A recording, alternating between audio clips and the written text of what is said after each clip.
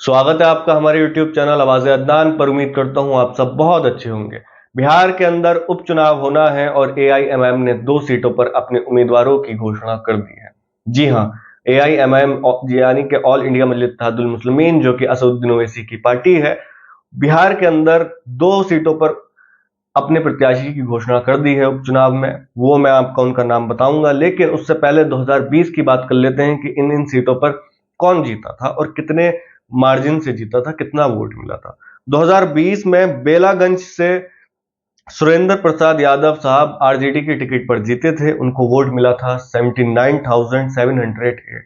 दूसरी पोजीशन पर जेडीयू के कैंडिडेट आए थे, उनको वोट मिला था 55,745। और आरजेडी के जो उम्मीदवार थे वो 23,960 वोटों के आसपास जीते थे।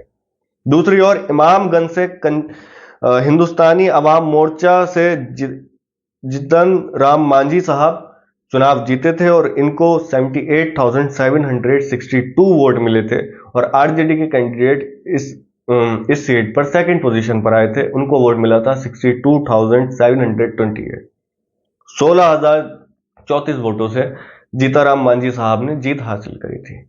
अब इन दोनों सीट पर बेलागंज और इमामगंज पर AIMM की एंट्री हो चुकी है उपचुनाव में और अपने उम्मीदवारों की घोषणा कर दी है। बेलागंज से AIMM ने मोहम्मद हादी मोहम्मद अली हसन को टिकट दिया है और ये एक मजबूत कैंडिडेट हैं, उम्मीदवार हैं। ये अख्तरुल इमान साहब ने खुद कहा है और इनका पॉलिटिकल बैकग्राउंड भी रहा है और AIMM के मजबूत उम्मीदवार माने जा रहे हैं। बेलागंज में 15.8% मुस्लिम पॉपुलेशन है। इमामगंज में कंचन पासवान साहब को टिकट हुआ है AIMM से और ये भी एक मजबूत उम्मीदवार है और इनका भी पॉलिटिकल बैकग्राउंड रहा है पहले। और ये दोनों एक ऐसे उम्मीदवार हैं जो कि आवाम की खिदमत में पहले से ही करते हुए आए हैं। अब आपको तय करना है कि उपचुनाव में आप AIMM का साथ देंगे या नहीं।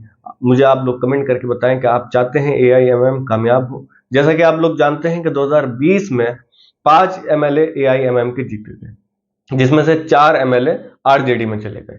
अब बिहार के अंदर AIMM ने नारा दिया है कि तुमने 4 छीने, हम 25 जीतेंगे। ये नारा चल रहा है बिहार के अंदर और 2025 में बिहार में चुनाव भी होना है और AIMM बिहार में भी मजबूती से चुनाव लड़ेगी। अगर महाराष्ट्र में AIMM खूब कामयाब होती है तो इस चीज का असर बिहार में जरूर पड़ेगा और बिहार में फिर AIMM की पकड़ मजबूत होगी। और जैसे कि असदुद्दीन ओवैसी साहब कहते हुए आए हैं कि हिस्सेदारी की बात, तो शायद बिहार के अंदर हिस्सेदारी की बात हो जाए। अगर आपको वीडियो पसंद आई हो तो चैनल को जरूर सब्सक्राइब करें, वीडियो को जरूर लाइक करें।